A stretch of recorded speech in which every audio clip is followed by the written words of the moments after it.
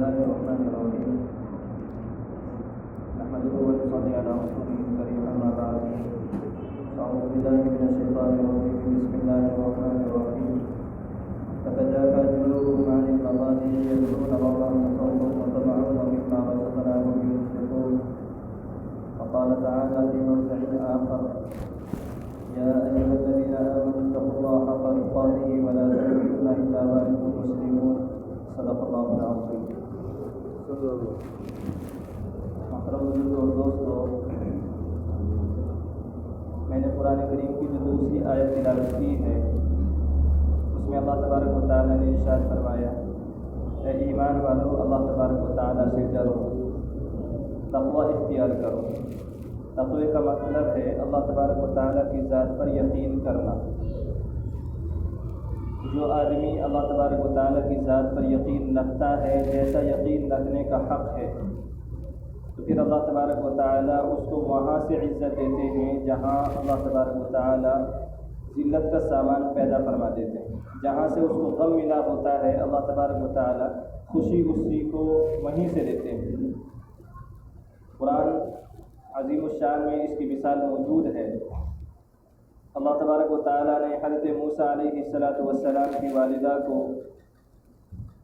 یہ القاء کیا کہ حضرت موسیٰ علیہ السلام کو دریا کے اندر ڈال دو.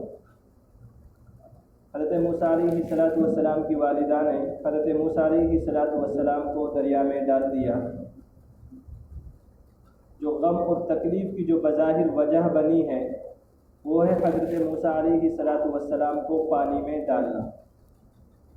اور پھر اللہ تبارک و تعالیٰ نے حضرت موسیٰ علیہ السلام کی والدہ سے فرمایا کہ جس وجہ سے تمہیں غم ملا ہے اسی وجہ سے یعنی پانی کی وجہ سے تمہیں خوشی ملے گی. اور اللہ تبارک و تعالیٰ نے حضرت موسیٰ علیہ السلام کے پیچھے جب فرعون گیا تو فرعون کو اور پوری قوم کو اس کے پورے لشکر کو اللہ تبارک و تعالیٰ نے دریا میں ڈبو کر کے مارا. کیوں؟ اللہ تبارک و تعالیٰ قارون کی طرح زمین میں بھی اس کو دھنسا سکتا تھا، لیکن اللہ تبارک و تعالیٰ نے دریا میں ڈبو کر کے کیوں مارا؟ کیونکہ ایک سبق دینا تھا کہ حضرت موسیٰ علیہ السلام کی والدہ کو جو تکلیف ہوئی وہ پانی سے ہوئی تھی، اب جو خوشی ہوگی وہ بھی پانی کے ذریعے سے اللہ تبارک و تعالیٰ اس کو دے گا.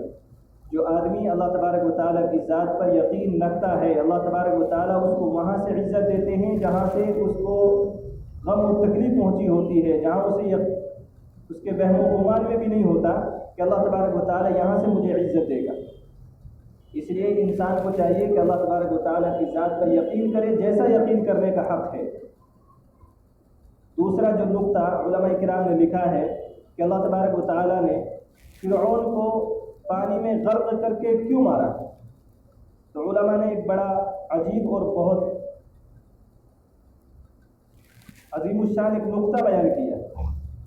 کہا کہ فرعون یہ کہا کرتا تھا کہ جو آب پاشی کا نظام ہے، هذه الانہار تجری من تحتی، کہ یہ جو دریا ہے یہ میرے حکم سے بہتے ہیں، کہ میں نے جو دریا کا جو نظام بنایا ہے اس سے جو مجھے آمدنی ہوتی ہے، اس سے جو مجھے عزت ملتی ہے، کہ اللہ تبارک و تعالیٰ نے اسی پانی کے ذریعے سے اس کو ذلیل کر کے دکھایا.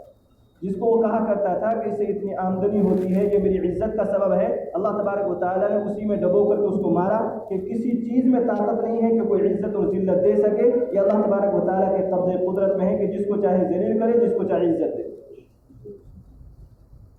دوسری مثال اللہ تبارک و تعالیٰ نے بیان کی قرآن عظیم الشان میں کہ حضرت یوسف علیہ السلام کے بھائیوں نے جب حضرت یوسف علیہ السلام کو کنویں میں ڈال دیا، وَجَاءُوا أَبَاهُمْ عِشَاءً يَبْكُونَ، اور وہ روتے ہوئے حضرت یوسف علیہ السلام کا کرتا خون میں رنگ کر کے، بناوٹی خون میں رنگ کر کے وہ حضرت یعقوب علیہ السلام کی خدمت میں لے جا کر کے پیش کر دیا کہ بھائی کو تو بھیڑیوں نے کھا لیا ہے، کا یہ کرتا ہے. تو بظاہر حضرت یعقوب علیہ السلام کو جو تکلیف ہوئی ہے وہ خون میں رنگا ہوا کرتا دیکھ کر کے ہوئی ہے. پھر جب ایک وقت وہ آیا کہ اللہ تبارک و تعالیٰ نے حضرت یوسف علیہ السلام کو مصر کا بادشاہ بنا دیا، پھر بھائیوں نے جا کر کے معافی مانگی اور حضرت یوسف علیہ السلام نے معاف بھی کر دیا. جب بھائیوں نے کہا کہ والد محترم وَبِيَضَّتْ عَيْنَاهُ مِنَ الْحُزْنِ کا غم کی وجہ سے آنکھیں سفید پڑ گئی ہے، روشنی چلی گئی ہے۔ تو یہ بھی تو ہو سکتا تھا کہ حضرت یوسف علیہ السلام کہتے کہ ٹھیک ہے میں اللہ تبارک و تعالیٰ سے دعا کر دیتا ہوں، اللہ تبارک و تعالیٰ میرے والد محترم کی بینائی کو واپسی کر دیں گے۔ ایسا نہیں کہا، بلکہ اذهبوا بقمیصی، کہ یہ میرا کرتا لے کر کے جاؤ۔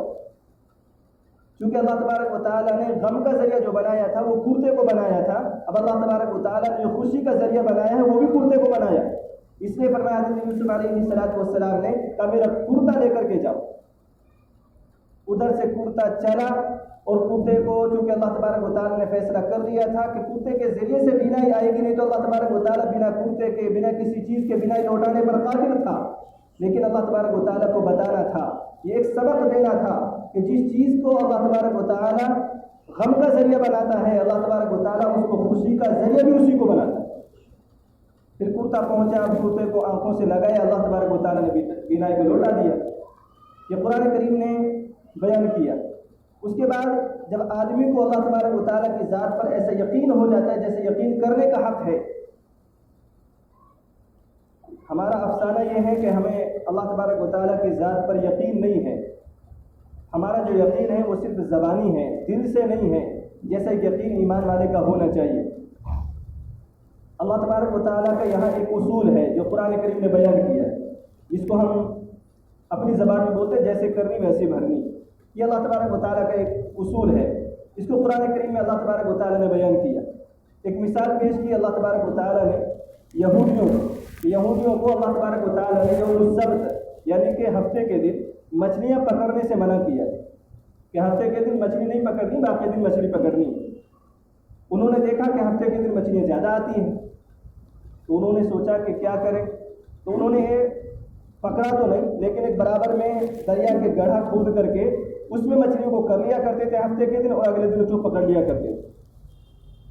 تو انہوں نے اللہ تبارک و تعالیٰ کے حکم کو مسخ کر دیا، مسخ، اور اس کو انکار بھی نہیں کیا اور اس پر عمل بھی نہیں کیا، تو پھر اللہ تبارک و تعالیٰ نے سزا بھی پھر ان کو ان کے عمل کی جیسی دی۔ لَكُونُوا قِرَدَةً خَاسِئِينَ، کا تم پھٹکارے ہوئے بندر بن جاؤ۔ انہوں نے اللہ تبارک و تعالیٰ کے حکم کو مسخ کیا، اللہ تبارک و تعالیٰ نے ان کی شکل کو مسخ کر دیا، اللہ تبارک و تعالیٰ نے بندر بنا دیا۔ تو جیسا آدمی جرم کرتا ہے اللہ تبارک و تعالیٰ ویسی اس کو سزا بھی دیتا ہے۔ پھر ذوالفقار صاحب نے ایک واقعہ نقل کیا، انہوں نے کہا کہ میرے ایک عزیز ان کے کوئی دوست وہ آئے، انہوں نے کہا کہ وہ ڈاکٹر تھے، کہا میں نے ہاسپٹل میں ایک عجیب ماجرا دیکھا ہے۔ انہوں نے کہا کہ کیا دیکھا؟ کہا میں نے دیکھا ہے کہ ایک نوجوان دیکھنے میں بڑا لحیم شیم لگتا تھا کہ بڑا طاقتور ہے، لیکن اللہ تبارک و تعالیٰ نے اسے ایک عجیب بیماری دی تھی۔ اس کو بیماری دی تھی کہ اس کو ایسا لگتا تھا کہ میرا گلا گھٹ رہا ہے، میرا کوئی سانس دبا رہا ہے، میرا کوئی گلا دبا رہا ہے۔ تو ڈاکٹر وہ چیخ کر کے روتا تھا اس وقت، جب وہ روتا ہوا ڈاکٹر نے دیکھا تو اس کو ہمدردی ہوئی، تو ڈاکٹر نے اس کا علاج کرنا شروع کیا اور اس کے یہ چیک اپ کراؤ وہ چیک اپ کراؤ، ہم اس میں لگے ہوئے تھے، اس کی خدمت کر رہے تھے، اس کے علاج کے لیے جتنا ہم ہو سکتا تھا کر رہے تھے۔ اتنے میں ایک آدمی آیا، اس نے کہا کہ بھائی کیا کر رہے ہو؟ کہا کہ اس کے علاج کے لیے اس کا دوائی تلاش کر رہے ہیں، اس کا علاج کرنے کی کوشش کر رہے ہیں کہ اس کو آرام مل جائے۔ کہا کہ نہیں کچھ نہیں ہو سکتا، اس کے کرنے کی سزا اللہ تبارک و تعالیٰ نے اس کو دی ہے۔ تاکہ آپ کون ہیں؟ کہا میں اس کا والد ہوں، میں اس کا باپ ہوں۔ تاکہ اس کا کیا جرم تھا کہ جو اللہ تبارک و تعالیٰ نے ایسی سزا دی؟ کہا کہ اس نے شادی کی تھی محبت میں، اس کی والدہ اس کو سمجھایا کرتی تھی کہ دیکھ جس لڑکی سے تو شادی کر رہا ہے، یہ جو تیری بیوی ہے یہ اچھی لڑکی نہیں ہے، کہا تو اس سے شادی مت کر۔ کہا جب شادی کر لی تو اس کی والدہ اس کو پھر بھی سمجھایا کرتی تھی کہ یہ لڑکی اس کے چال چلن اچھا نہیں ہے، تو وہ کہا کرتا تھا کہ دیکھو میری بیوی کے بارے میں کچھ مت کہنا نہیں تو میں تمہارا گلا دبا دوں گا۔ اپنی والدہ کو کہا کرتا تھا کہ کچھ بھی مت کہنا نہیں تو میں تمہارا گلا دبا دوں گا۔ کہا اس کے کہنے کی وجہ سے اللہ تبارک و تعالیٰ نے اس کے گلے میں یہ بیماری پیدا کر دی۔ تو آدمی جیسا کرتا ہے دنیا کے اندر اس کو ویسی سزا اللہ تبارک و تعالیٰ دیتا ہے، اور اللہ تبارک و تعالیٰ مرنے کے بعد بھی اس کو ایسی سزا دے گا۔ قرآن عظیم الشان نے دوسری مثال بیان کی کہ جب جنتی جنت میں چلے جائیں گے تو جنتی کو لبھانے کے لیے ہر چیز وہاں موجود ہوگی، جو دل چاہے گا وہ ملے گا، ہر چیز ہوگی. لیکن قرآن کریم نے کیا بیان کیا؟ من قرۃ اعین، ان کی آنکھوں کی ٹھنڈک کے لیے اللہ تبارک و تعالیٰ ہر چیز وہاں موجود ہوگی.